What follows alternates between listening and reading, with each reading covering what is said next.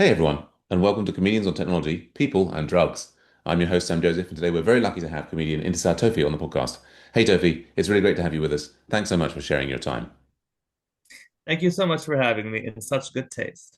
Woohoo! Now, you're a very, very funny person, Tofy. It's a pleasure to meet you in person last Friday. I'm sure all of the listeners are beside themselves, wondering about your comedy origin story. Did you find a magical car of comedy that could speak, and it took you on a journey to the on comedy superhighways? How did it all begin?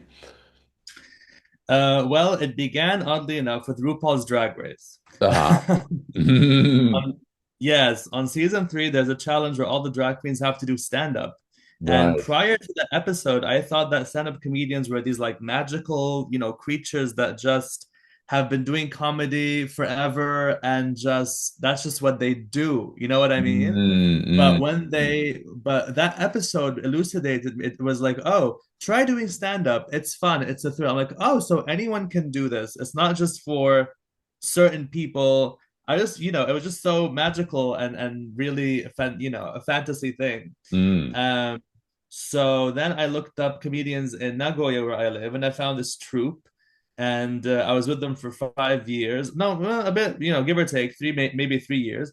They Mhm. kind of being with them kind of gave me my chops because it taught me how to time my sets. Really challenged me to produce material. It wasn't that hard. I think my life is hilarious. I'm a gay you know and in my personal life I'm really attracted to very very funny people. Mhm. uh I don't smoke, I don't drink, I don't do drugs or any of that stuff. Mhm. My addiction really is funny people, and that has been just as detrimental, I must say. Amazing, Yeah. amazing. Yeah, yeah. Well, I love the story there. You're telling us about that magical feeling. I think I also thought that stand-ups were this sort of magical, special person with a special skill, and it was like a few crowned few would do this amazing thing. And yeah, but so that was so what year was that you got into it originally in Nagoya? When I got into it, maybe 2019 or 2018. I'm not Okay. sure. Yeah, it was a while ago, and yeah, it was a while ago, and mm, Yeah. yeah, the first time I went there, I wasn't impressed. I was like, who the fuck are these guys? Okay. I was like, most of these guys suck, and well, they know that I think this. And then I thought, okay, I could do this. I could do this in my Right. sleep. And so I thank them for being mediocre enough to encourage me. Hey, Right, if you right. suck, believe me, you're doing a purpose. Thank you. Mhm, mhm. That Um, makes me feel better about sucking. Yeah, it's yeah. I but mean, would you go to the club with a hot friend or a fine-looking friend? You know? but I think it's a common. I mean, on other podcasts like Pete Holmes, you made it weird, and I think also Stuart Goldsmith, comedians, two of my favorite comedy podcasts. They often talk about people like if when well, when then these guys are famous comedians when they get asked how should you get into comedy, they say, oh, go and see an open mic, and and then even that like, and often they'll say the experience is if you go and see an open mic, you'll see what it is, and you'll see a mixture of quality levels, including people who are not Yeah. not so great. And then you might well say, "Oh, I could do that," and then you're onto it. But but you haven't always lived in Japan, right? When did you come to Japan originally?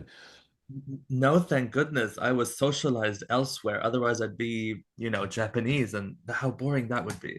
Hmm. Uh, I'm from Lebanon, and yeah, I met the funny people in my life there.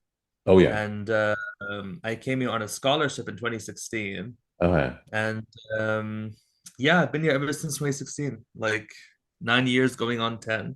Right, right.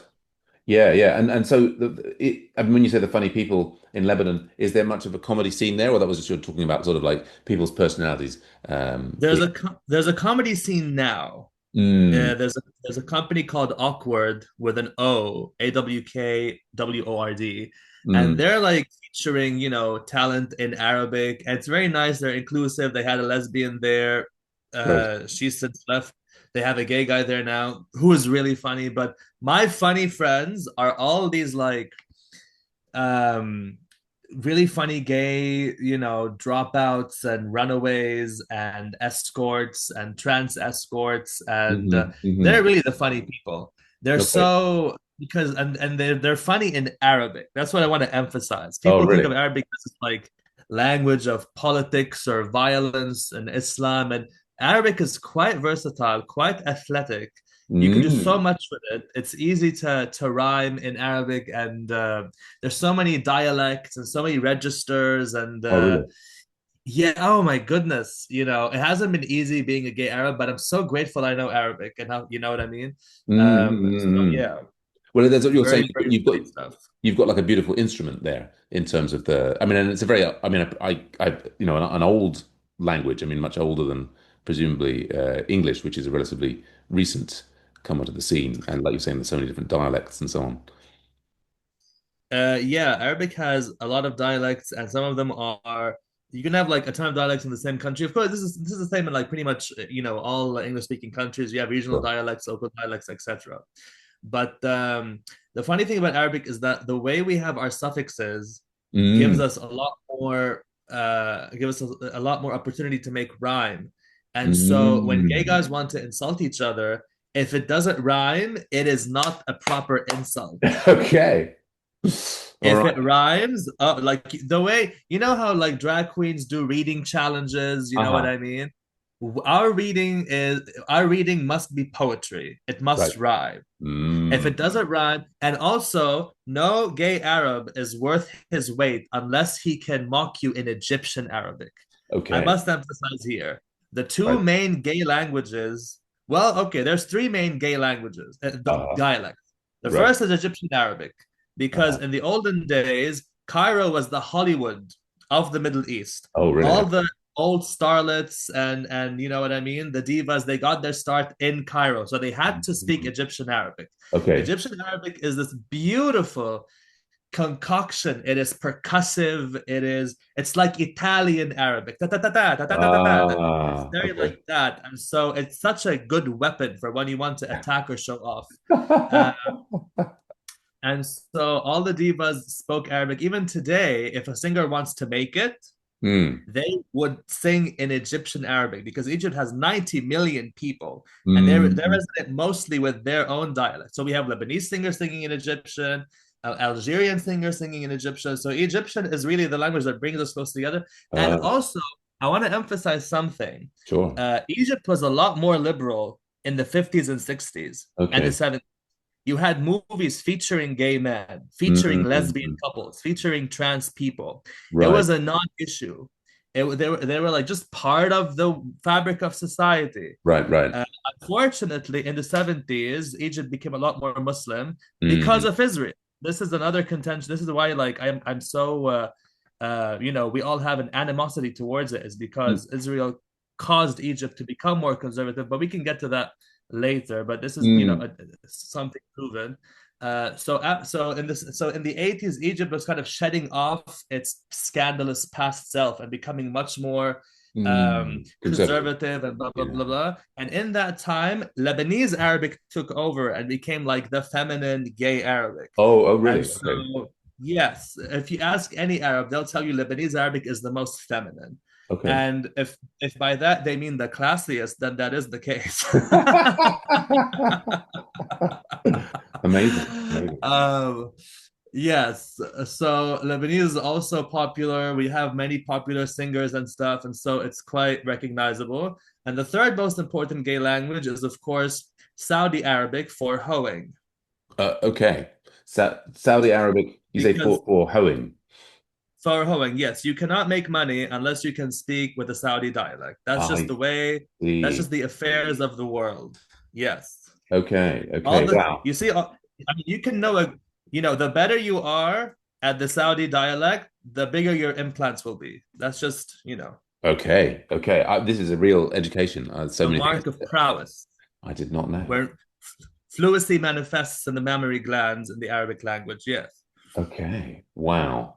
Wow. And so, I mean, but this was so, until 2016, yeah, you were in this in that world, and then you got a scholarship and came to Japan, and then you did this. You said the 3 years with the Nagoya comics. That was, but so that was like a little kind of comedy troupe, kind of open. Was it an improv troupe, or what was the? To tell me more No, about no, the not Nagoya comics. especially. I mean, all of us had sets that we'd write and we'd perform our material. And I don't want to say that, they're bad and I'm good. No, no, no.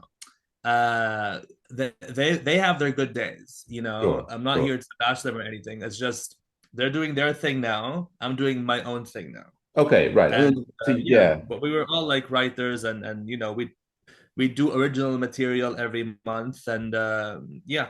yeah. And so it was. I know, and of course, my listeners who are mainly based in the UK might not realize that Nagoya is kind of almost like, I guess it's like Japan's third city, might we say, after Tokyo and Osaka, which is Yeah, Nagoya is like Kyoto and Tokyo's frumpy cousin who nobody wants to go out with. right, right. It's there. It's a legitimate place. It's Yeah, yeah, big, but nobody comes here. And I can't really defend Nagoya in any way. It is pretty boring, but I'm here. yeah. So Well, that's a huge. I mean, I think that's like that. That you could be an institution. You could be one of I Nagoya's certainly special could. son. I Yeah. certainly could. I've made many a tourist happy.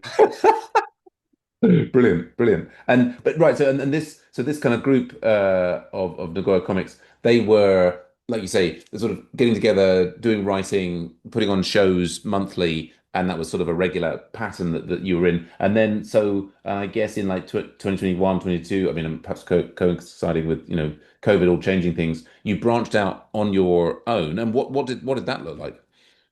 I branched out on my own around 2023. How did Mm. that look like? You mean you want to know the drama or like how Oh, I did it? well, I guess, I mean, if we back up, I'm sort of I'm interested in whatever you're willing to share. I mean, what I often ask comics about is their first gig, and then how things proceeded from there. I mean, it sounds like Okay. you kind of already sort of hinted at saying, well, there was a mixed variety of levels in this small group of comics. So Okay. who I presume My were like first all different. Sorry, all the different. There was not just Japanese people. Were there any Japanese people in this original group? some no, no. It was Not all really. like middle-aged white American men, bitching about their ex-wives. Right, right. Exactly my kind of They comic. still Yeah. do. Right, They right. still do, but whatever. And were you particularly intimidated by your first gig? I guess you were saying No, no, actually, it wasn't such a big not deal. at all. I'm not as funny in Arabic as I am in English. In English, I have a lot more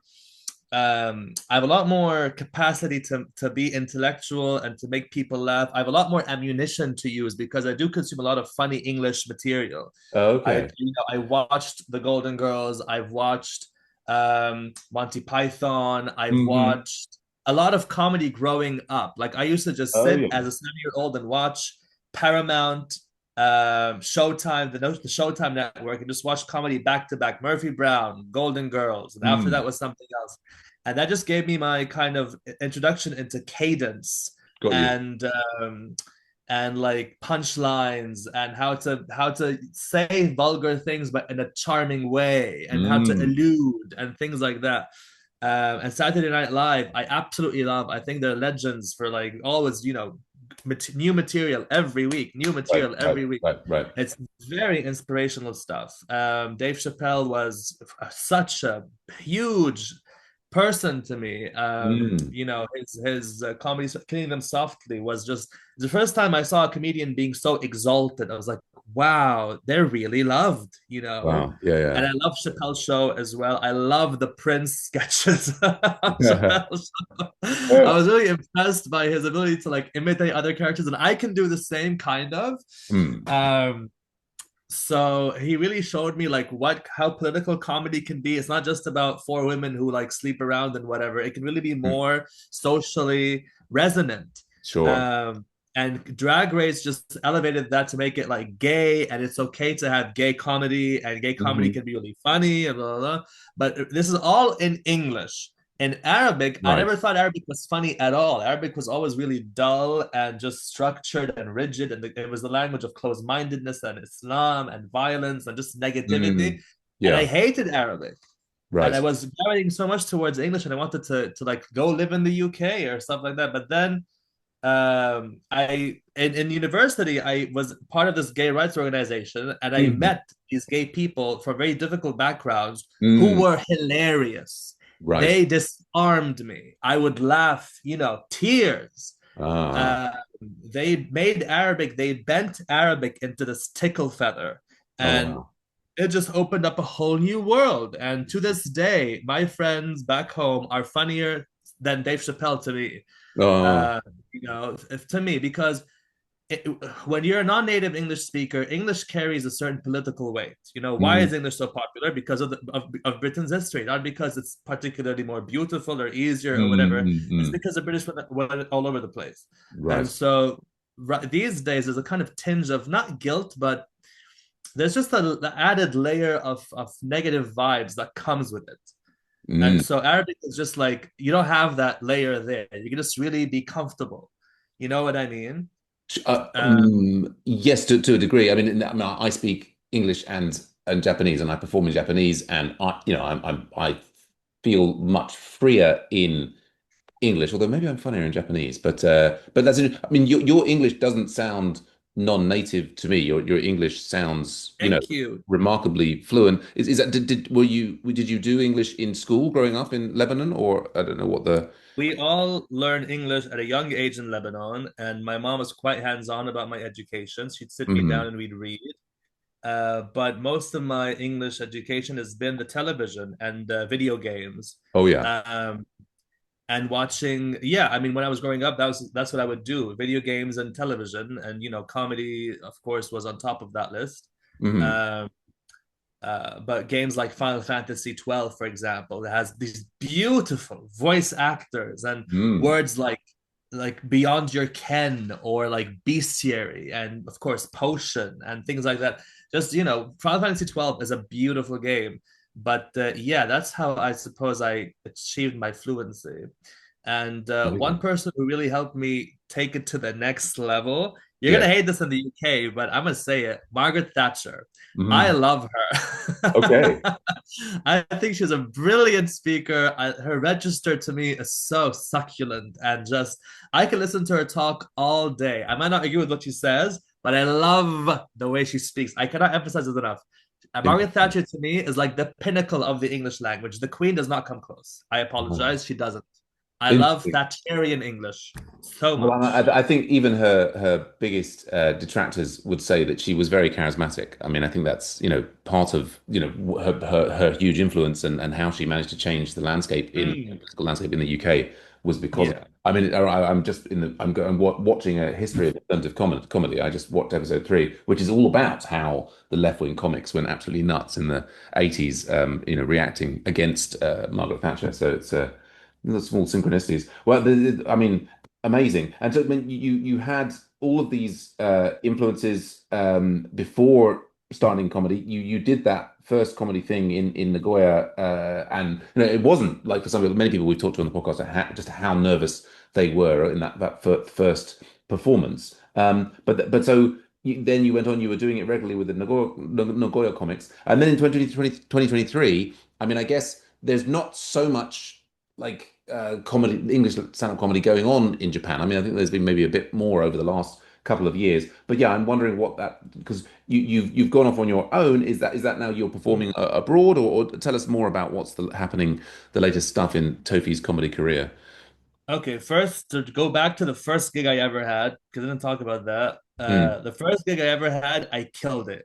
And I knew I would kill it. I just was I was feeling very good. The audience seemed like about my age. I Uh-huh. had a few of my friends come to see me doing it. So I felt this like mysterious confidence. And the first joke I gave, there was like vacuous applause. I was like, I am doing this. You know what I mean? Like, this is nice. Right. And all I remember is like me just holding the mic up, declaring something. I said something like, "Oh, here's the joke. Here's the joke." It said, "When I go on Grindr and someone sends me a pic of their huge cock, I go Allahu Akbar because yes, I am the Arab homosexual rebel." I did that, Yeah. and I just like remember tilting my head up like and the mic was facing the Right, right. roof, and everyone just like clapped. I was like, "Oh yes, I like this." And the first time I only got like 3 minutes. That's the thing. Nagoya comedy was kind of Right. strict about my timing, which annoyed me because there were nights Mm. when I was doing very, very well, but the main guy would tell me to stop to have somebody else go up, and the other person, I mean, not usually as funny as I am. Mm. So Mm. I was like, okay, why do those guys get more time than me?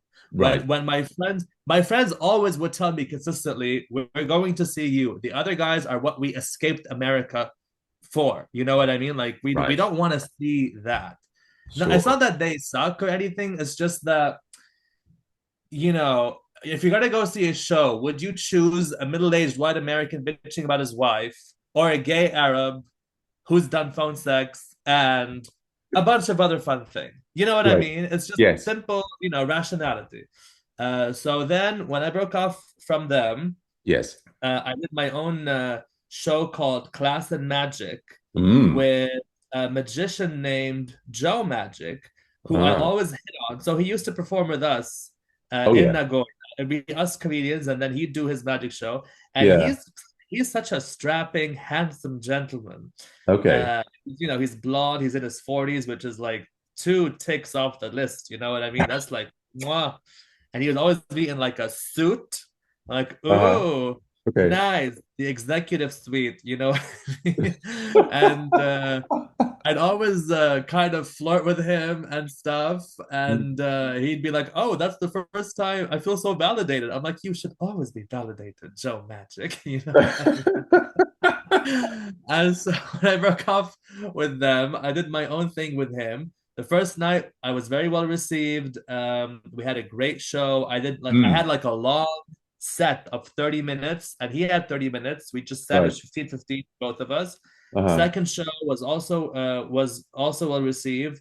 But the thing about any kind of art is you must be consistent.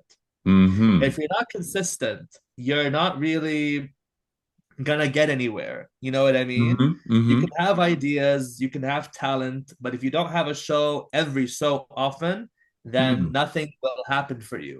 Same Mm-hmm. thing with writing. You must write every so often in a Mm-hmm. structured way, even when you don't feel like it. Feeling like it is a luxury. Right. If you really want to have that IST after art, you must produce it regularly. And Okay. that's the challenge for me these days because I'm so busy with so many other things. But going back to your question, I do comedy regularly now, once a month at the Ravens table as part of LGBT Night, which I host. Mm. So I host it. I do crowd work. I also uh, do like a set or two, and we do also queer storytelling that's supposed to be funny. Mm-hmm. And yeah, so I'm doing it regularly now. I'm not being too ambitious with it because Mm. I'm not out to my dad, and if I'm ever publicly outed, it could damage his livelihood and many other things. Sure. So unfortunately, even though I think I have the chops to reach, to aim higher, I Mm. can't do it now for fear of what might happen to him. And Yeah. it's so frustrating because you have these people who have no talent, trying to make it. They will never make it because they're not funny. I'm not being Mm. bitter, it's just the truth. Okay. um and their parents are fine with them being straight, you know what I mean, or Sure. being gay. Like, it's just I have an unfortunate set of parents, but it's also those parents that have also made my life funny in many ways, you know Sure. what I get my humor from my father. Right. Oh, really? He's a very funny man. Mm. Mm. Like, he's the kind of man who will laugh about not having enough money. Like, he'll laugh about anything. You know what I Mm. mean? So I Yeah. get that from him, and I'm so happy I have that from him. My Yes. mom is accepting of me, but she is so dull. My mom is so boring. Um, I said her something funny. Like, my dad would laugh his ass off, and my mom would be like, "Oh, I see," Mm. you know. Okay. So, so it's a bit of that, yes. Yeah. I mean, it's amazing. Oh, there's so many different exciting things in there. I mean, yeah, you've got it's a very complicated life situation related to, I guess, the culture that you grew up in and the personality that you have. And You are very funny. And it was wonderful to have you at our first pop pizza comedy in Kyoto last Friday. And the crowd loved you. And I guess I almost want to say something in defense of middle-aged Americans talking about their wives. I feel like that if for everybody, if they can find their truth can be hysterical. And I think, I think you've found your truth, and your truth is very, very funny. I'd like to think that other people, if they dug deep, that I mean, this is maybe a defense of hoping that I can one day, find the truth. But like, I feel like every story has some drama in it, has some tragedy in it, and if you can dig that out and sort of play with it and find Absolutely. with and like you're saying with I love what you're saying about consistency and about putting the ist after art.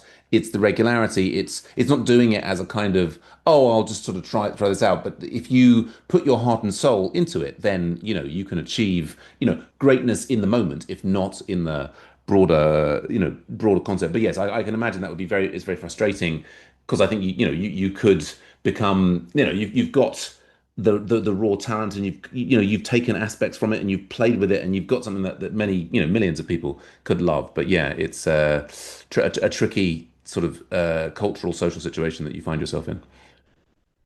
Yeah, it's like if I make it, it must be overnight success, and I have to have a big paycheck immediately. Otherwise, it's a tricky situation. You know what I Right. mean? Because we Sure. have like in my hometown, we have a few gay guys, and people know that they're gay. But Mm. like one of them is the son of the richest guy in like the area. Oh, So really? nobody would dare say anything to his face Okay. or be disenfranchised that way. So Right. if I had that power, I would be like on posters. You know what I mean? Right. Don't get this wrong. I am fiending for fame.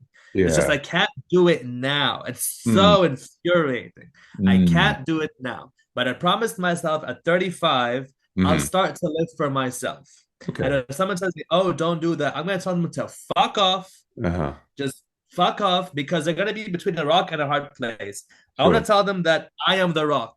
I'm not the hard place. Okay. Go change them. Stop changing me. I've I've dumbed myself down Yes. and pretended to be some irrelevant speck just for your cowardice and your safety.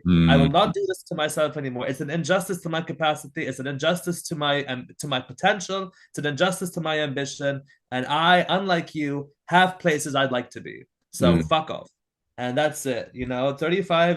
That's the year that I will finally be unleashed. Oh, But right. until then, I have to put my head on the ground and just like pretend to be like everyone else, Mm. just so my dad can hold his head high in society. Mm. But I'm living my life for myself, not for my parents after 35. That's Okay. it. Like Okay. they Well, were I'm well, born and it's rotting, and that's it. I'm excited to be capturing your story, before you become, before your rocket takes off. This will be, really in future years, people will be looking back and they'll say it all started in Kyoto. No, there was one other thing that I was really interested. You were talking about the weight that English has from this British influence, and I guess, of course, like for me, growing up as an English native speaker, English is just the air that I breathe. It's just the thing, and hadn't thought about it from that perspective before, but yeah, particularly from, well, for all sorts of different countries, like, for people anybody who was part of the British colonial empire, then speaking English has a weight, and it has it is what we're referring to. Yeah, well, in Lebanon's case, it wasn't the British; it was the French. Hmm. Uh, I do speak French also. French is well. Let's not talk about French yet. Hmm. I have a lot to say about French though. But Okay. yes, It's really. I mean, you grow up and English is so fun because it's the Hmm. language of cartoons and rock music and friends and all these funny, happy things. Hmm. And you wonder why your home country is in such turmoil. Then you reach a certain age, you realize, oh, those same people that make all these shows and Hmm. make me so happy are also the reason why there's so much destruction and chaos and Zionist settlers kicking Palestinians out of their houses with impunity. It's such a sad contradiction. Hmm. And I call this like the perfume tentacle of culture. It Hmm. kind of sedates you Right. from rebelling against this. And the worst case scenario is when people who are Arab immigrate to the States Mm, and then contribute to its tax money, which it mm, then uses to immiserate us all over again. mm, And you can probably tell if I went to the States, I'd integrate immediately. You know, mm. I have the dialect, I have the American culture background, Right. whatever. But I Mm. refuse to live there, even though I've had opportunities to go. I Oh, refuse to really? live there. I cannot live there on a clean conscience, Mm, um, mm. unless I paid zero taxes. And even then, it'd be difficult because, Americans are loud. They're loud. Living in Japan for 10 years, I'm used to like people being polite and Ah. quiet and they're dressed properly. You know what I mean? Mhm, In mhm. America, I was in LA once and I saw a bus stopping, and this like obese man got out of the bus and he was not wearing a shirt. Oh, Why do we need to see that? okay. Have you Yeah. no couth? You know what I mean? I hear what you're Like it's just yeah, but Yes. Yeah. yeah. Yeah, no, well, they do say that McDonald's needs Douglas, which is, of course, the people who build the fighter jets. So there is, I mean, the American empire consists of the things like, Disney, but then, there's the huge military industrial complex and so on. It's a strange world, and a lot of the technology, comes out of there. I mean, just shading into our second question, which is, often a cover for me just to learn more about my guests' comedic processes. But and thank you for sharing the comedy origin story. Absolutely fascinating. But is technology involved in how you're managing your life and your comedy? Some people are only writing things down in notebooks and they eschew using the digital stuff. But how are you finding? I mean, over the last 5 years, has technology made more and more inroads into the way that you develop your comedy? Absolutely. I'm one of the so in Kyoto I did like a set that was a classical set without any like, props or anything. Yes. But often in Raven's Table, if I'm doing a comedy show, Mm. it's with a laptop and I have slides and I have Oh, like okay. all kinds of fun things happening. I have Hmm. one thing I do is like I put on a video of a scene from Dynasty and I lip Okay. sync it. Or Okay. I do the opposite of lip syncing. Like I show that the actors moving their mouths and I substitute the Right. speech. Right. I Yes. love Dynasty so much, And Joan Collins is like such a diva. I love her so much. And yeah, like I could probably do a little bit for you right now if you'd like, but Sure. that's one thing I do. Another Yeah. thing I do is AI art Okay. uh, to like show. I, so, for example, one AI art I like to do when I'm bitching about Israel is show like an image of a really muscular Hamas fighter, and Hmm. before him, all these like Israeli soldiers are like bowing. Okay. I'd be like, oh, I love technology, don't you? You know what I mean? Ah. Because I can make images like that, and yeah, like I'm a PowerPoint AI kind of comedian now, I suppose, Hmm. because I don't have the memory to sustain like a 10-20 minute set. Like I see sometimes people with long sets. I'm like, how do you do that? Like, how do you Yeah. remember all that? My memory is not the strongest thing about me. Okay. Some things I remember very well, Hmm. but if you tell me, okay, here's a 30-minute slot, do like just get up and speak and do material. I'm gonna be improvising, I'm gonna be doing crowd Hmm. work. I cannot remember more than 10 minutes of material. I'm Right. not a professional in that way yet, but if you Sure. give me like a laser pointer and a laptop, I will do it properly. Like Right. I can do it Right. properly without any help, without looking at my notes or anything like that. Yeah. Um, so yeah, yeah. Yeah. Amazing. I mean, it makes me think of Eddie Izzard doing like 2 hour Yeah. shows, and just this is before I'd really spent much time doing comedy, and just it's seeming amazing that a performer could like have all of that in their head and could keep it straight for an entire 2 hour show. It Absolutely. seemed But amazing. if you're dedicated to your craft and you practice a lot, then you can do that. My Right. problem, like many creatives, is that we do this as a side thing. We can't Hmm. commit to it too fully. We have to, as you said, keep the wolf from the door. Right. Mhm. So Yeah. I Yeah. can't really invest too much in this.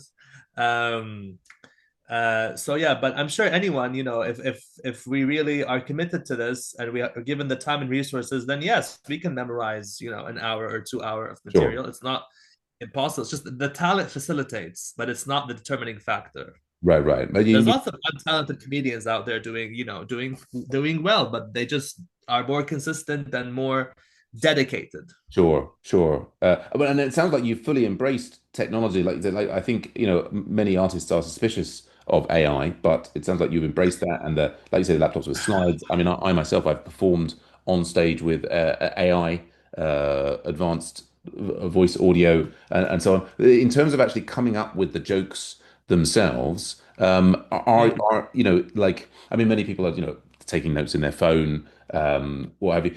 Like, how do you? I mean, I almost anticipate what you might say is just that your life and the kind of sort of the tension between the different aspects of your life is such that jokes sort of pour out of you. Does it, or do you find yourself like with a blank page or a blank note on the phone, kind of trying to force yourself to get some comedy out? How does that work? Some of my comedy is based on life experience, just things I've done and things I've Yeah. seen. And I'm lucky enough to have had things happen to me that can be funny to people, Mm, uh, and to see funny things as well. Some of my mm, comedy is political. I love Joan Rivers so hmm much. I love her like dark, self-deprecating stuff, and I use that a lot because as a gay Arab, like what else could you do? hmm Um, uh, I don't really sit down and force myself because I've been doing this for a long time. I have lots of material. mm, Um, I keep seeing what's happening. The world is always changing, and that gives me new stuff. right. Like if Trump was not elected, I'd have a bit less material. But Okay. because he Yeah. was, I can say, oh, Lebanon's women's rights are the same as America's women's rights now. Right. Yay, Right. for Yeah. example. So Yeah. you really have, I mean, as a gay man, we're always making lemonade out of lemons. Right. Uh, Right. it's just that's what really all art is just resourceful reflection on the things that have happened, that you've seen and that you've heard and that happened to you. Absolutely. Absolutely. I mean, and make perfect sense. And but there's, I guess what you're saying is that you're not struggling for material, and so almost like No. creating material is not. I think for many people in, for example, my position, many of the comedians we've spoken to on this podcast, we're always looking for better material. We're always taking notes. We're Well, go suck dick. Like y'all are just in a bubble of heterosexuality that's been okay. done and done and done and done and done. That's the Go problem. out there, do new things, and you'll have new experience. Right. Really, I mean, Enough already. Come on, guys. Okay. come Yeah. on, guys. It's 2025. Stick a cock up your ass. Oh, Yeah. And but well, and I guess you're in your. I mean, for me, I mean, I also have an AI podcast. I mean, I feel like technology is sort of really changing all of our lives. Like, we're doing this over Zoom. There's all these different it things. is. But would you say that you're? I mean, you mentioned Grinder before. I mean, is technology, in the last 10 years, does life feel different, or is it basically just the same? The technology is just more same old, same old. 10 years. Well, I can tell you about AI. So in the last month or so, Yeah. um, it's gonna sound very depressing, but tech AI has messed with my libido Oh, really? because I can now prompt and create the kind of men who are attractive to me. And Hmm. so I'm not on Instagram as much. Okay, so here's a fun fact about me. I'm Uh, attracted to illustrations and hmm cartoons more than actual people. Okay. Um, People to me are flawed. There's always some imperfection there, Sure. but cartoons are a lot less flawed and a lot closer to perfection to Mm. me. And I Mm. can't draw to save my life. Right. And my first crush was Nappa from Dragon Ball Z. Oh Okay. my God. Like I would play the Dragon Ball Z fighting game. I'd always choose Nappa. And I'd Uh-huh. always have him submit his opponents by with a kick to the gut that made them like fall down and bow at his feet. And I'd be like, why am I wet? What's happening? And then there's, oh shit, Nap has my type. And he is like to this day, Nap has the master of my universe. Like everything has to look like him in some way. Right. And so when I was started losing my hair, I was like, you know what? This is not bad. Fine. Um, and I make a lot of so now these days I make like AI Nappa soft porn with Okay. him as like a galactic god emperor Uh-huh. because I hate the fact that that midget Vegeta killed him and we never saw him again. The Uh, creator of Dragon Ball Z has like such a vendetta against muscular bald men. He just right. made Nappa out to be this like nothing. And I was Uh-huh. like, no, damn it. Nappa's like the unsung hero slash villain of the whole enterprise. You Okay. know? So I make a lot of that and I make other things too. And the problem is that in the past, I used to use like I don't watch porn. I No. don't watch porn at all. Porn doesn't like I'm not attracted to genitalia of any kind. Mm. Even if a guy's super good looking, I'm not Mm. interested in seeing porn of him doing porn because dick doesn't turn me on particularly. And when Okay. people fuck, they have all these like folds and Sure. unattractive angles. I just don't It's watch not porn at aesthetically all. pleasing. Yeah.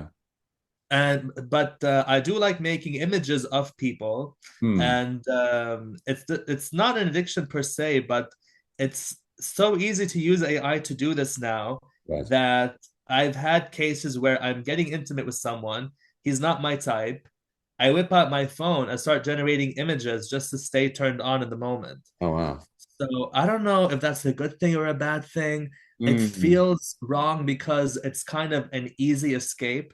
Mm. But as an artist, you know that the way you turn a waste of time into an opportunity is when you actually edit what you make. Mm. Without edit, you create for yourself, you edit for the world. Mm. Interesting. So I have like a ton of images now. Like, okay, you know what? We can keep doing this all day, every day. Why don't Mm. I actually make a storyboard? You know what I mean? Like, keep it sexy, keep it fun, whatever, but Nice. just write some dialogue and make it sexy and sell it as a story. Because I'm Hmm. sure that lots of people would like to see, fan art of Nappa, ruling the galaxies and whatever, Hmm. Hmm. barefoot in a harem. And yeah, that's what I'm kind of working on right now. Um, because it's so easy to make these images. Now, I'm not gonna say how I make them because that's my little secret sauce thingy. Oh, yeah. But here's the thing. There's lots of options out there. Oh, yeah. Uh ChatGPT is like is like plays by the book, Sure. but will help you do what you want. Mm. So you know what I mean? Like if I ask ChatGPT, okay, ChatGPT, make me this image, they'll say, oh, that goes against my guidance. Okay, write me a prompt for that Uh, platform to create this image. It's like, okay, I know exactly what you want, and here it is. So, okay. There you go.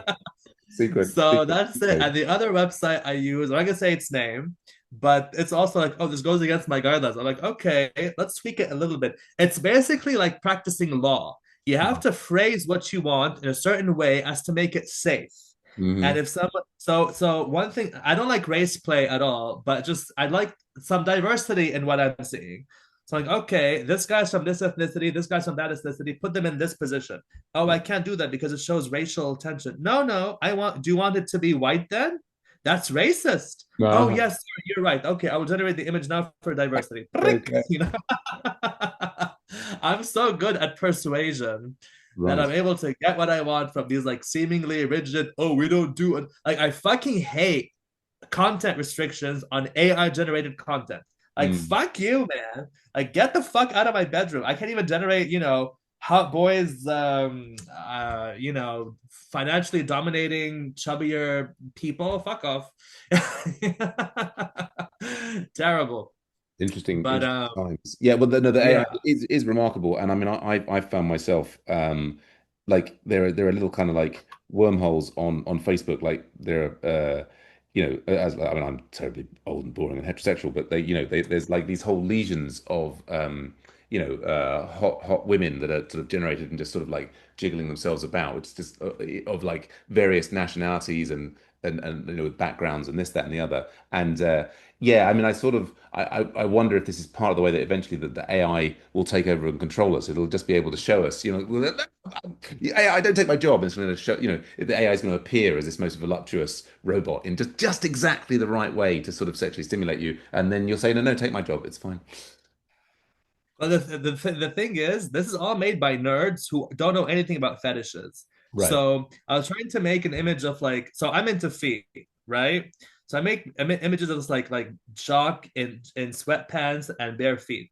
And some if I ask ChatGPT to like, okay, zoom in on the feet, and ChatGPT's like, oh, sorry, that's fetishistic. I'm like, so no, I'm doing like, yes, it does that. It's such a like, who cares? Like, there's no Right. kids involved. Just zoom in on the fucking feet. Right. It won't do that. But I'm like, okay, make him wear Nike Air Max Jordans and zoom in on the Nikes. It Okay. will do it. Because Mm. those fucking nerds don't know there's a fetish out there for sneakers as well. There's a Mm. fetish, in fact, for everything. So you Right. can't really prevent people from like making what they see as sexy AI images. You Yeah. know what I mean? Like a t-shirt can be sexy to someone. A certain color can be sexy to someone. It's such a prudish pursuit to Yeah. like prevent people from like pleasuring themselves using AI. It's such a prudish pursuit. It does seem quite strange, Uh, given that people with a pen and paper can draw anything that they want. exactly, Yeah, exactly. Like, what are you stopping me from? Like, yeah, you know what I mean? Like, who cares anymore? As long as there's no kids involved, that just God, do what I fucking say, you know? yeah. But like, yeah, prompting is really it's AI is not as easy as people want you to think it is. Mm, So mm, I'm also an academic, right? And I publish articles and things like that. And I've always been disappointed by the quality of like all these so-called amazing AI things. mm, Uh, the way they write is very artificial. hmm. There's lots of articles that break down how stupid it is. Even when I taught writing for a semester, and I showed students, okay, this student used this word. Could you tell us what it means? And the student was like, oh, I forgot what it means. I'm like, no, no. You will know the word you're using before you use it. Hmm. Otherwise, you are trying to fool me and yourself. And I Hmm. went Margaret Thatcher on him. The successful way, the proud way, is the way for this university. You know, and yeah, so I'm not intimidated by AI in writing. I cannot draw to save my life, so I'm very happy I get to make all these men of my dreams. But I'm so ashamed to say I haven't stalked a fucking Russian bodybuilder in months, and I'm so ashamed. I'm so ashamed. You know how many words I know in Russian just to like get some motherfucker's feet pic in St. Petersburg? Whatever. Yeah. Well, at least the AI can probably translate the words for you as well. So It can now. Yes. Yeah. I'm just imagining all these Russian bodybuilders crying that they're not getting your attention anymore. But yeah, Yeah. they'll have to search They're for gonna be surprised by how many followers they lose. Like, okay, you're that. hot and you've been bodybuilding for 10 years, but honey, you're just a prompt. There we That's it. go. There we You're go. just a prompt. It's so sad that you're just a prompt. Sign of the times. Well, and to moving us on, I mean, our third question, which is about the people that have had the biggest impact on your life and comedy. Often, in people talking about their comedy origin story, we hear about some of those people. But is there anybody else that you'd like to include as being a big influence on you and your life? Anybody that you didn't mention so far? Influence on me in my life in comedy, you mean? Well, I mean, for example, some people had a very, they might say, "Oh yes, my relationship with my grandmother was the made me the person I am when I was growing up," and oh, this particular comic who introduced me to comedy, this was it's just the podcast is technology, people, and drugs, and so we have these, the three main questions are about technology, people, and drugs. Um, Mm, you know, the and you already mentioned, how your father's really funny and your mother not so much. And you mentioned about RuPaul's Drag Race, obviously a big influence in you realizing that, stand-up comedy was something that you could do. Is there anybody else that you can think of that was a really big influence in your life or your comedy? And if there isn't, if you've mentioned all the main ones, that's absolutely fine, and we move on. okay, well, there's three people maybe two English speaking and one Arabic speaking. Uh-huh. The first two are Joan Rivers. I Hmm. think she's an absolute legend. She's such a beacon of productivity and Mm. determination and dark comedy, self-deprecation, just crossing all the red lines. I Mm. love that about her. I love that she Hmm. crosses all the red lines. Nothing is sacred, you know. Yes. I love that about her so much. Yeah. Someone else I really like who is I think is underrated is Leslie Jones. Oh yeah. Leslie Jones has pipes. Like she can really project. I cannot do her comedy. Some Hmm. people you can imitate with like cadence and things like that, but she Right. has such power in her projection. I could never, like, my throat will hurt the next day. I could Mm. never be Mm. Leslie Jones. So I really enjoy her because I know she is nothing. I cannot do what she's doing. Other Mm. people are like, okay, I mean, I could do that. I could do that. I could do that. But with her, I could never do that. And so she's always refreshing to me. When I see her, her work on SNL was when she was doing the weekend up when she was doing the weekend update with Colin Jost. Really, really, really funny stuff. Mm. Really funny stuff. The third person, this is a bit of a sad story. Mm. This person is the funniest person in my life. Mm. Uh, his name is, well, let's just call him Elista. Okay. Mhm. Elista is his name. Mm. And I've known this person for 10 years. And he was one of the first people I met at that gay rights organizations who made me really laugh my ass off. Oh yeah. And he's naturally funny. He's a silver tongued demon. He is naturally funny.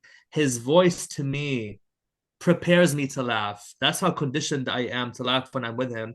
The Right. sad part is that I also laugh when he tells me bad news Uh, because I'm conditioned to laugh when I hear his voice. I mhm. just stay for hours with them on the phone, laughing and laughing and laughing. I'm just, since I was like maybe 18 or 19. Mhm. The problem is that he's very cynical. He Mhm. doesn't believe in magic. He doesn't believe in himself. I Okay. used to book dates for him to go to a theater class or because he's Uh-huh. so funny and so like Right. I cannot tell you how funny and talented he is.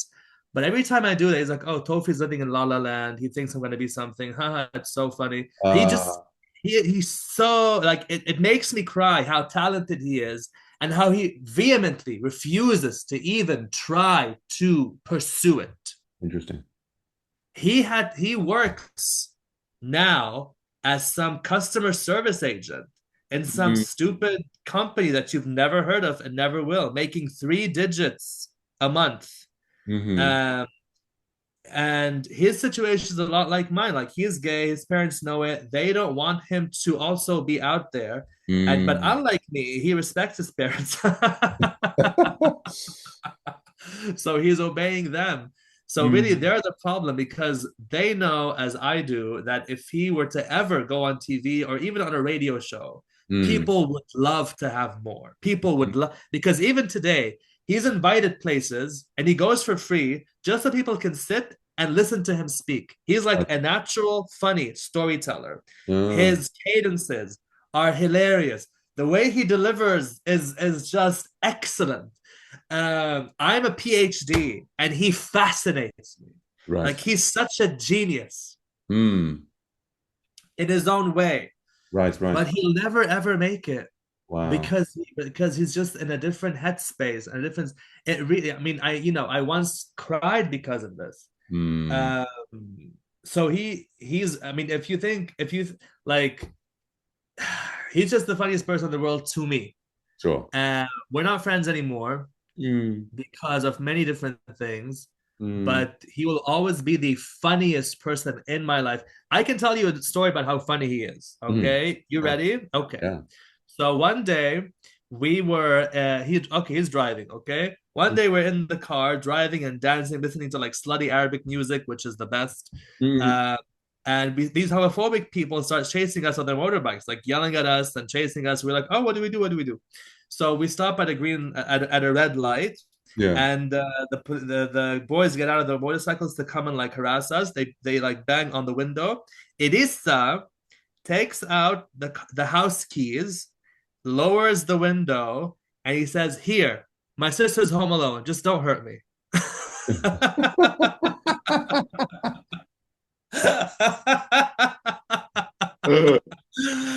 And all those boys, they just laugh and laugh and laugh. They're like, okay, okay, you can go, you can go. So you Wow. know what I mean? That's how this creature survives in that ocean. You know what Wow. I mean? He's a Uh, mimic. He's a fluid, funny. He knows the society well. He knows right. how to speak well. You know what I mean? And he's not he's like kind of openly gay, Right. and people don't really bother him because he respects himself. You know what I mean? Like he looks very fruity, Yeah. but he's also not doing anything wrong. Mm. So he's managed to survive, not thrive, but survive.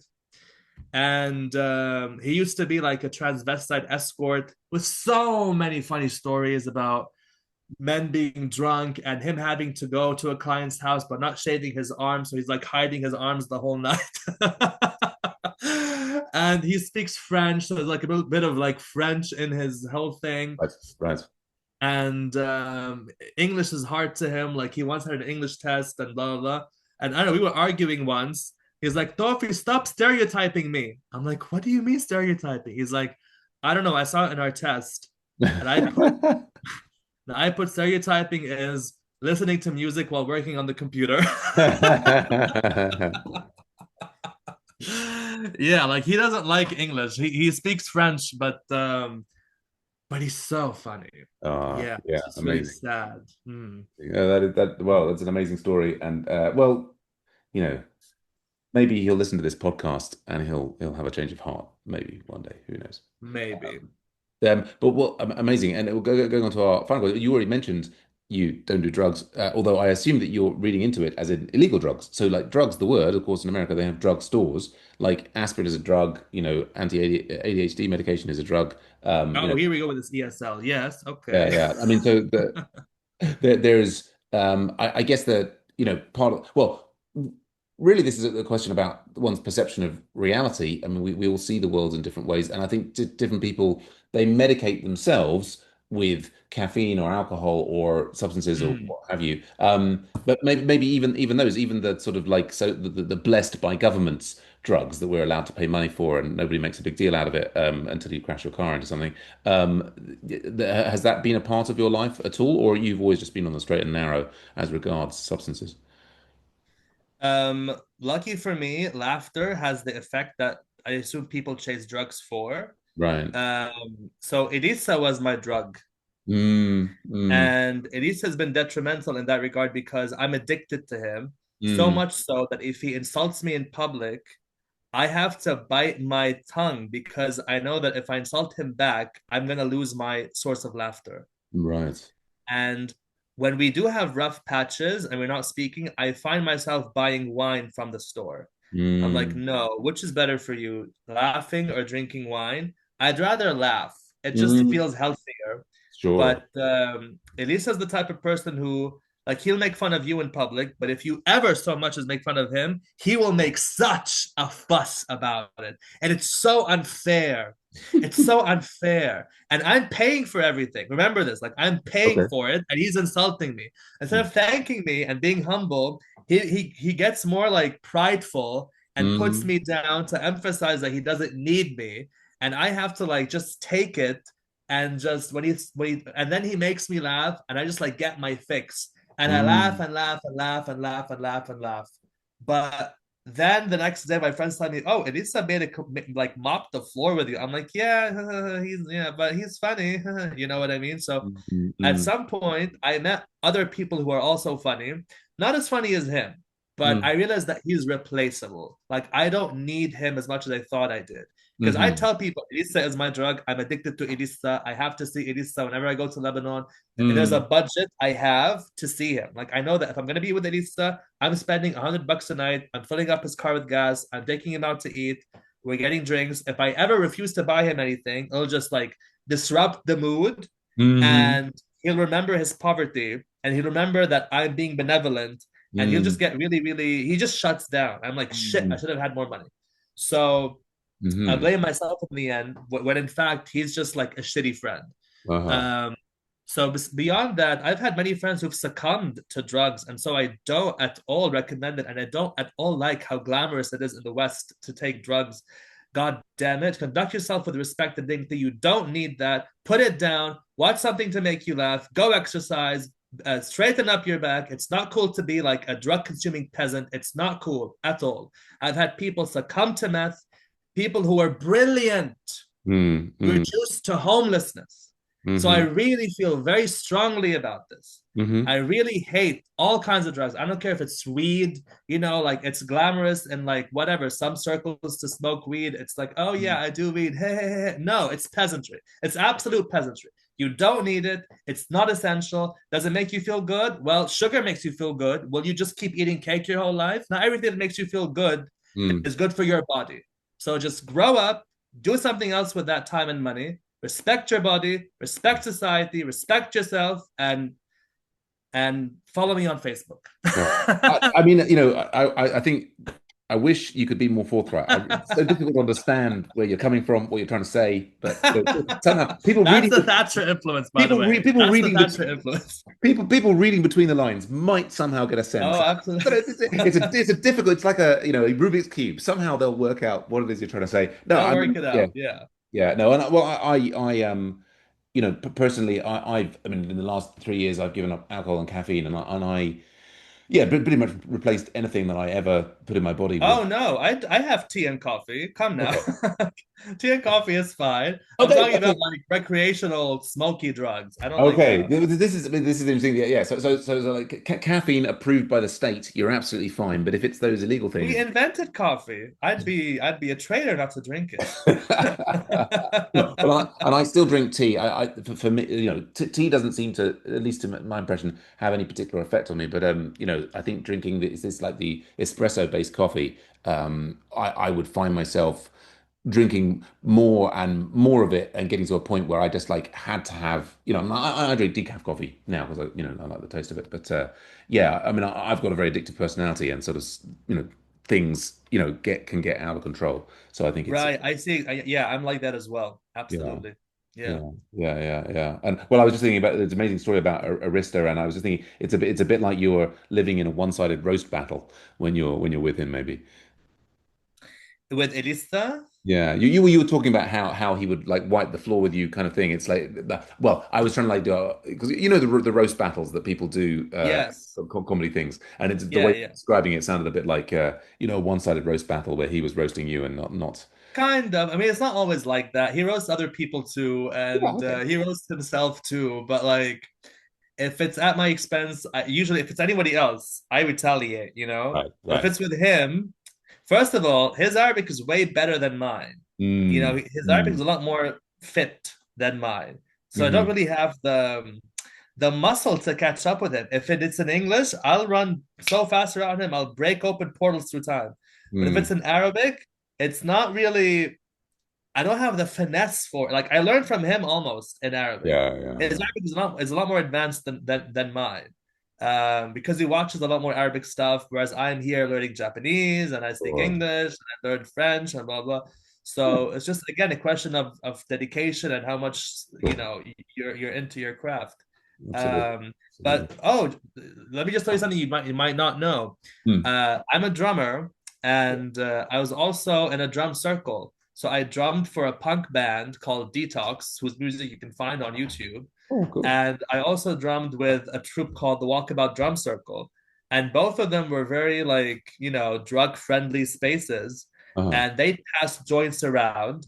And I have tried a joint, but it had no effect on me. Mm. And I didn't really want to try it after that. Like I just Sure. were like, okay, I don't even smoke. So the whole Oh, yeah. idea of putting something, you know what I mean? I don't even blow people. Like it's just like don't put anything in my mouth unless it's food. Okay. you know? Okay.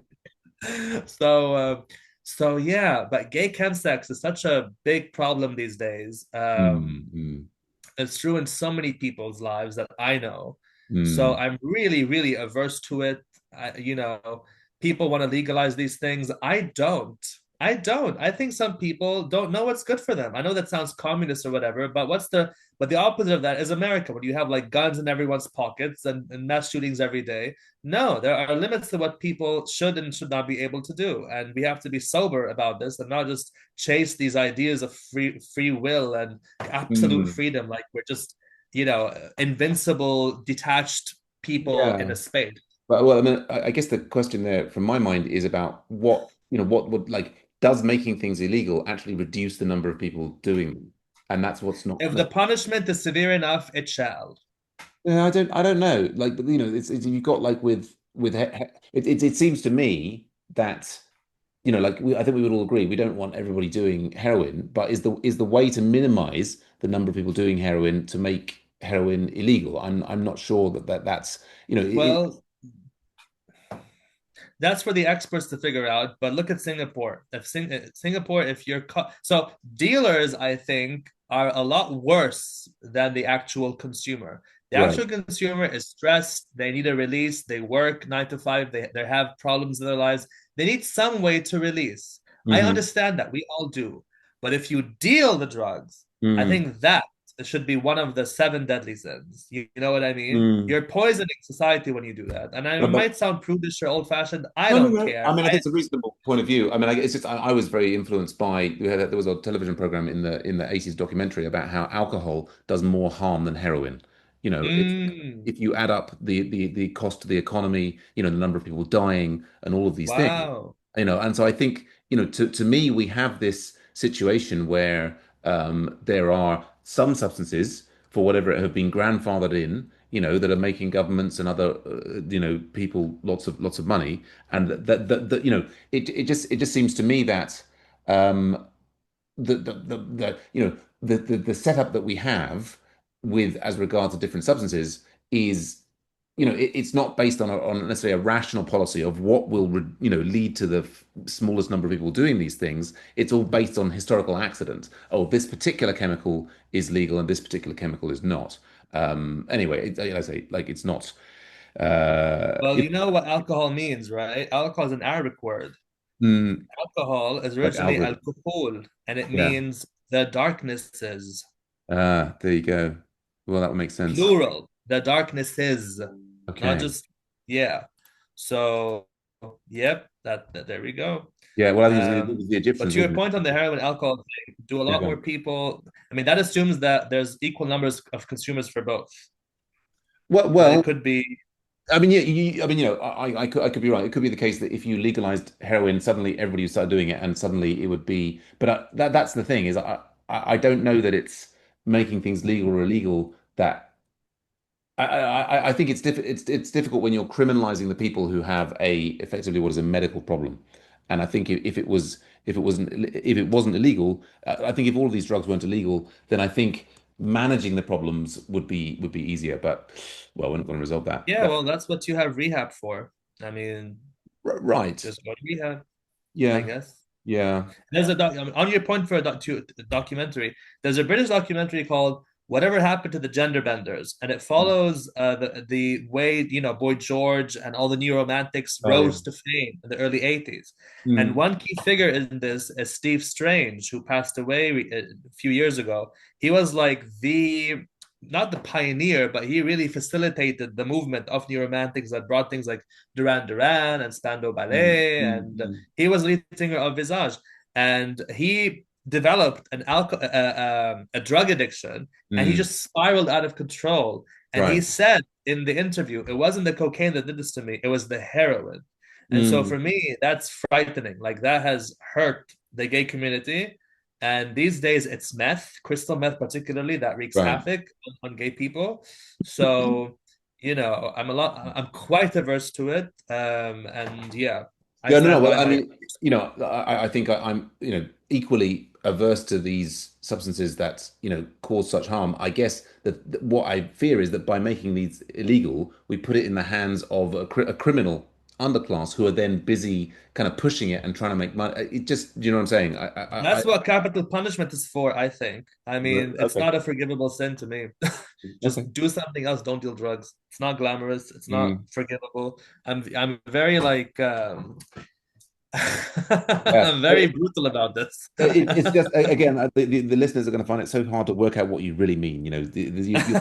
Such flowery language, such I mean, but again, they can read between the lines, You and know, in Arabic we have something we say which is very bad, but it does apply a few things. Don't philosophize too much. right. It's wrong, it's wrong. Don't philosophize too much about it.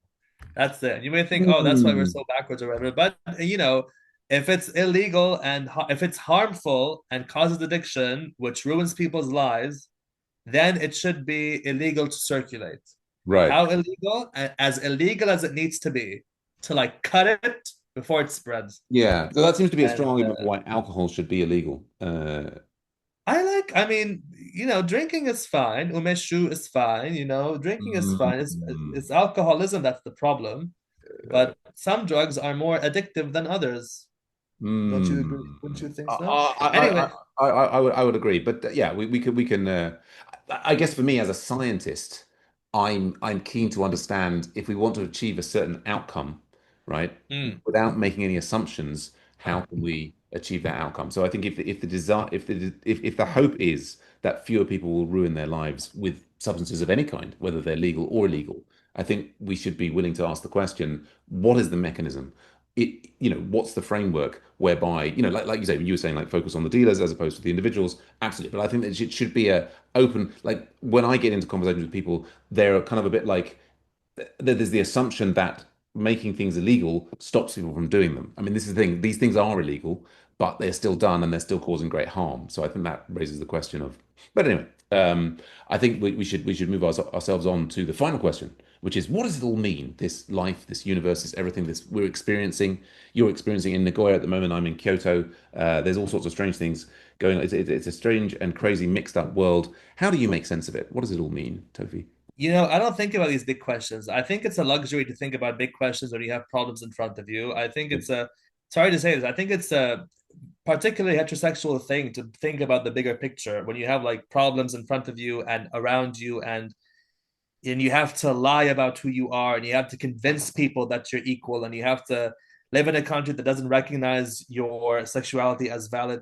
Like, I'm just too entrenched in the now to give a Hmm. damn about the bigger picture, to be quite honest. Not to Right. insult you or the listeners, but like when I hear Joe Rogan, for example, be like, oh, in ancient blah blah blah, this happened. Like, who cares? Who Hmm. cares? You know what I mean? Like, Sure. we have settlers to deal with. We have people who want the Greater Israel Project to deal with. We have corrupt politicians to deal with. We have, fucking Trump to deal with. There's Hmm. so many things. Like, I just don't do the kumbaya campfire, what does all mean thing. I'm not in that chorus. I'm worried about the here and now. When we get to the here and now, and I'm comfortable, and everyone's comfortable, then we can see what does it all mean. And also, no matter what the answer to that question is, life will go on as usual. You'll still have Hmm. bills to pay. You will still work to get money. So whatever answer to that question is, it's kind of futile, because even let's say that you achieve absolute enlightenment. Let's say you Hmm. figure out objectively what it's all about. Hmm. We are too powerless to convince the world of this. Hmm. Enlightenment does not come with power. Hmm. You need ambition for that. And so enlightenment alone is useless. It's absolutely useless. Hmm. Uh, it's ambition and a degree of greed and a degree of pride Hmm. that really gets you power. And it's really power that is transformative more than anything else. Interesting. Well, it's interesting that you sort of dismiss the question and yet answer the question in the same way because I see what you're saying, that there's a kumbaya thing. It's like, what does it all mean? Like mystically, like the universe, what was the point of it all? But in answering it, and you're describing like that you're concerned about Trump and about Israel and these things, you're telling me what this all means to you, right? So like you're in the net now and you're saying, right, the meaning for me is we've got to deal with these challenges, right? Like you mentioned there about we've got to get everybody safe and comfortable. And so I think, one interpretation of the question is, what does it all mean? Like woo woo woo woo kind of thing. But another way of thinking is like, what does it all mean? Is like, what's the challenge right now? What's the issue in the moment? So, I really appreciate you sharing, your concerns there. The thing that it makes me think of, because I'm listening to a lot of Ram Dass and Alan Watts and Eckhart Tolle at the moment, though, is you say that enlightenment is of no use to anything, and it's all about its power that allows things to change. But I guess something that some of these thinkers talk about, and is how, if you are struggling to change the world, if you're coming from a place where you yourself are not in balance, then you're just adding to the tumult. Do you know what I mean? Like, it's I not, completely understand that. yeah. Yeah, but At the same time, you'll never see Peter Thiel quoting Eckhart Tolle or Elon Musk quoting Eckhart Tolle. Like, why do we listen to these people when they're not that powerful and they're not making the big decisions? You know what I mean? Like, okay, they're enlightened, let's say, and they're spreading what enlightenment is supposed to be, Mm, but what they're saying is not translating to policy. You cannot bring enlightenment to policy because you're dealing with governments and finite resources and hard decisions. mm, Unless we're all enlightened in the same way and on the same wavelength, then we can all ascend into this, like, pan-human utopia where we all would like to mm, be. Unfortunately, right now, I think it's a futile pursuit to enlighten everyone such that this happens, because I mean, China and America are as different as two places can be. mm. UK and I don't know, France are even different as two places, different Sure. in many ways. What is the language of enlightenment? What is the government system of enlightenment? What is the taxation system of enlightenment? So all these things, like these lofty ideas, I Mm, think that people who talk about, good vibes and the secret and these things, okay, it's inspirational, but that's their industry. They are paid to be inspirational. I know hmm. it's like bursting a bubble, but like I mean, one has to be sober about these things and Mm. realize the kind of world one is in. People in the Nigeria River Delta whose water is polluted because of the oil industry, and they have to die at 50, which is one of the lowest life Right. expectancies in Africa, if not the world. I don't think they're thinking about enlightenment. So I do think it's a particularly developed world pursuit or inquiry. And so Well, I'm quite yeah. averse to not to insult you or anyone, like, or not to insult you, of course. I thank you for the question, but I'm not impressed with what they think unless I see how much power they have. Interesting. Interesting. Yeah, I mean the I think what it makes me think is, that particularly, for example, Ram Dass, the people that he was interacting with in India were often very, very poor people and often were much happier than people who nominally have more power. Like, I mean, Mm, I suspect that people like Trump and Elon Musk and other people who, they are having an impact with power. They're not necessarily very happy on the inside. And absolutely, and I think, yeah. I I mean, agree. whether you're living, like you say, in the Nigerian River Delta and your habitat's being destroyed, or you're just a middle-aged American and whose wife has left him and you had a divorce and you're just basically desperately unhappy somewhere in middle America and you're taking all of these antidepressants, I think, it's not, enlightenment to me is not about, a magical transformation of the world so much. It's about allowing you to wherever you are and whatever challenge it is that you face. And I think, clearly, like, in the sort of suffering Olympics, we can talk about all sorts of different people having all sorts of different challenges all over the world. But Hmm. I think the challenge to every person is the moment that they're in now, right? How are you Hmm. feeling about the moment that you're in now and how are you reacting to it? And I think some of the ideas from some of these thinkers are flipping the situation on its head, because you might say, well, I cannot feel positive and I cannot feel happy in this moment because of whatever circumstance there is around me. And I think some of the ideas that they're coming across as is that they're saying, actually, you can have power in the moment to allow yourself to be happy and not be dependent on drugs and not be dependent on whether your ex-wife phones you or not, or that you get to speak to your kids, or whatever's happening, and that there is a sort of personal power that comes from that. And I think, Ram Dass Yeah. was very involved politically. Is I think that, when you're then taking to the streets and the barricades and you're protesting and so on, I think if you're doing it from a place purely of anger, so that you're meeting hate with hate, then I think that only engenders more circles of hate. Whereas if you can come to those things with love, at least, just even if you can't love your oppressor, if you can come to it with love for yourself, then that's a different type of energy that you bring that maybe somehow helps break the cycle of violence. I don't know. No, nah, not really impressed with. No, no, no. I completely disagree. Okay, But okay. first of all, on this point that poor people are happier than rich people. I mean, if you inject rats in a lab with serotonin, they'll feel happy. But Mhm. why is happiness that important? You know what I mean? Happiness is quite circumstantial. It can sprout from all kinds of things. Some people are Mm, sadistic in their happiness. Some people abuse drugs for happiness. I don't mm, think it's the pursuit of happiness that is so important. I think mm, it's the pursuit of well, okay, if you want to get like as to my philosophy on things, I think that one should strive to be comfortable for themselves and comfortable so as to be independent from the family, to do what they like, to not hurt anyone directly in what they're doing, mm, mm, to have the means to fulfill their own potential. mm, And here we can get to the idea of political philosophy and liberalism and what it all means. There's such a thing as the social contract, which maybe you're aware of, which is like before you are born, if you would agree to a set of rules, which is that where you are born should not determine where you end up, that you have opportunities for yourself. About the idea of facing your aggressor with love, no. I mean, look at Israel. They snipe people in churches. If I approach them with love, they'll snipe me. There's too much. So in the past, weapons were not that potent, so you could eventually exhaust another army, and possibly be mm, loving or what have you. But these days, it's so easy to kill. It's so easy to kill.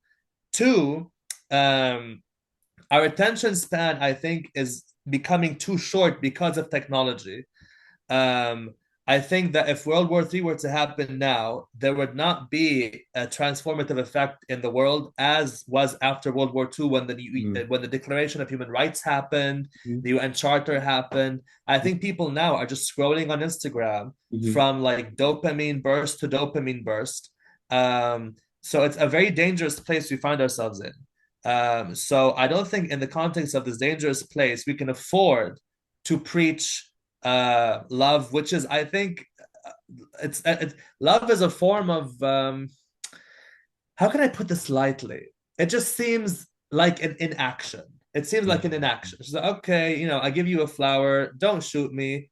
You will be shot. And what's sad is that they're training AI robots now to mm, shoot you just at just as a matter of programming. mm, So I think the time for love, meeting people with love. I mean, maybe in the West, this could be effective, but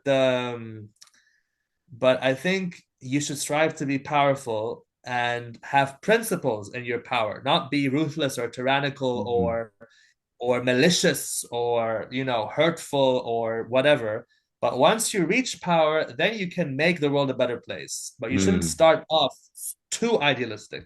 You should play mm, by the rules. Then when you get to the top, you should make a change. But if you're too idealistic, then you might miss out on opportunities to elevate yourself. And it's just it's kind of a tricky situation, which is why I love entertainment, because I think entertainers are able to rise and have an audience and mm, remain powerful, because mm, power is not only material, it's also fame and influence. I think mhm, fame is a very important thing. mm, uh, yes, and so when I like it when comedians do social commentary and things like that. That's very important to me. mm. Yeah, so Amazing, amazing. Yeah, there you go. and I think we're all looking forward to you being a lot more famous in the future. Thank you. I look It's forward to it as well. and so I'll probably be scandalized by this interview. Oh, Tofy said he's against drugs. I'll go on TV. Yes, I am. What? Do you like downtown LA? I don't. You know what I mean? they say all publicity is good publicity. And do you have anything to publicize? You've got some up. You mentioned, I think, Raven's Table. I guess if people are looking online, they can search for Raven's Table Nagoya and they'll find that LGBT. Yeah, but I have better things to advertise than just that bar. Please. I'm on Medium. I write under Intesar Tofy on Medium, or just at it's IT. Okay. Let me We'll just get that make in the sure show that I have notes. it here. Yeah. I write like nonfiction about my life. Sometimes it's like sad, heavy stuff. I don't write with humor when I write nonfiction, because I'm often just using it to spill. Mm, I'm taking like something that made me sad mm, and structuring it, making it a bit more eloquent, and just putting it out there to propel myself. The reason I chose my stage name, my real name isn't Intesar Tofy. mm. Actually, it's at Intesar Tofy. There you go. I just put it for you in the chat box there. So Thanks. maybe Yeah. if you can plug it in, Yeah, that'd be we'll put it in the fantastic. show notes for the listeners. Yeah. Uh, yeah, that's where I'm writing. And there you can read stories about me being in Beirut and in a bed with a bisexual engaged man, and the bomb goes off. Me yelling at my dad for certain things.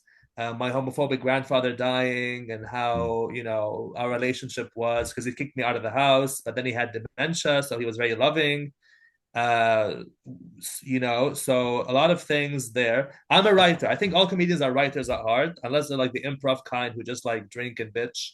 Uh, you know? Um, so yeah, I'm a writer and I would like to be famous as a writer. Like I stumbled into comedy, Okay. but I am at heart a writer and I Mm. write often. Okay. I Great. cannot but write. If I don't write, I'll go insane. Fantastic. Fantastic. Well, we'll get that in the show notes. And yeah, well, thanks everyone for listening. Remember, you can help support comedians on technology, people, and drugs by going to patreon.com/comedians on, where any level of support will help us to continue to produce this show. I don't think anyone's supported us yet, so you could be the first. But if you can't support us on this cost of living crisis, please do follow us on Facebook. Comment on the episodes, comment on Facebook, and we look forward to being in your ears again soon. Last word to our fantastic guest, Tofy. One word only. It can be one word, many words. I mean, obviously time limit shouldn't go on for too long, but up to you.